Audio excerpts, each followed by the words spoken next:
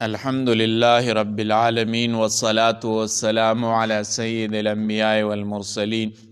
میرے محترم بھائیو، آج میں وہ اشیاء اور صورتیں آپ لوگوں کو بتانا چاہتا ہوں جن سے روزہ ٹوٹ جاتا ہے اور اکثر لوگ غفلت میں ہوتے ہیں۔ اس کا علم ان لوگوں کو نہیں ہے۔ آج میں آپ لوگوں کو بتانا چاہتا ہوں کہ کس چیز سے روزہ ٹوٹ جاتا ہے۔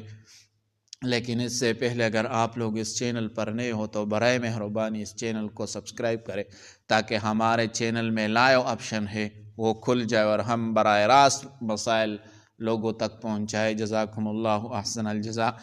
پہلا مسئلہ یہ ہے ناک میں دوا ڈالنا۔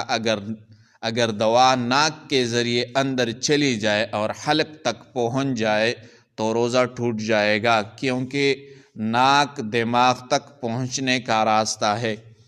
نمبر 2، کان میں تیل یا دوا ڈالنا۔ احناف کے نزدیک اگر دوا اندرونی راستے سے حلق تک اثر کرے تو روزہ فاسد ہو جاتا ہے۔ Number 3، inhaler. یہ ایک چیز ہے، اگر اسپرے کے ذرات حلق سے اندر جائے تو روزہ ٹوٹ جاتا ہے۔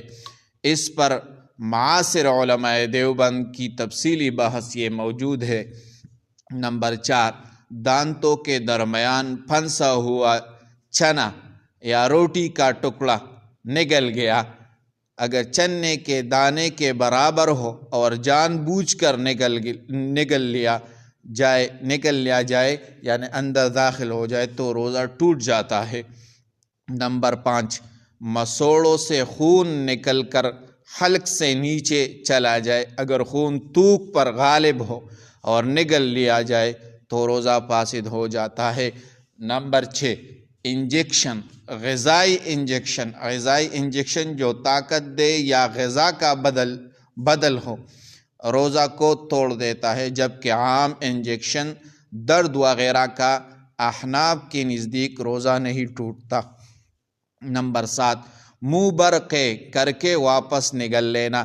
اگر قصدن منہ برقے کی اور پھر نگل لیا تو روزہ ٹوٹ جائے گا۔ حدیث میں آتا ہے من زرعہ القیء فلا قضاء علیہ ومن استقاء عمدا فلیقضی۔